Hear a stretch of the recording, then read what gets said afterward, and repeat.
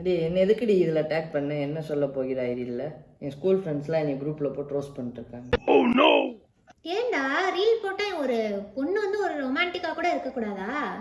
போடலாம் சரி, அதில் எதுக்கு இவ்வளோ ஃபில்டர் போட்டு வச்சிருக்க? தலையில பூ க்ரௌன்னு லிப்ஸ்டிக் எல்லாம் வேற போட்டு எதுக்கு இப்படி போட்டு வச்சிருக்க? அப்பதான் வந்து பூக்கியா இருக்கும். பொறுக்கி உன்னைய வந்து பூக்கியா போட்டது ஏன் தப்புதான். பூக்கி மாதிரி இல்லடி, அது பூக்கடை பாண்டி மாதிரி இருக்குன்னு கிண்டல் பண்ணிட்டு இருக்காங்க குரூப்ல. இப்ப நான் என்ன பண்ணேன் சொல்லு? இப்ப பூக்கடை பாண்டின்னு சொன்னா என்ன? இல்ல எனக்கு புரியல நரேனு. வந்து நம்ம லவ் பண்றது எதுவுமே வந்து யாருக்குமே தெரியக்கூடாது. சீக்ரெட்டா வச்சுக்கணும் உனக்கு. அதை விடு. இது ஏன் அசிங்கமா ஃபீல் பண்ற?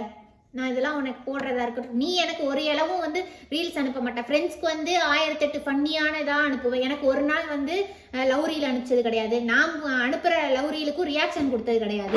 சரி ஓகே, நம்மலாம் வந்து ஒரு போஸ்ட் போடுவோன்னு போட்டேன். இப்போ என்ன பஞ்சாயத்து உனக்கு? அது போட்டது கூட பிரச்சனை இல்லை விடு. இப்போ எங்க அப்பா பார்த்தாருன்னா வீட்டுக்கு வாப்பா பூக்கடை போடுப்பான்றார்.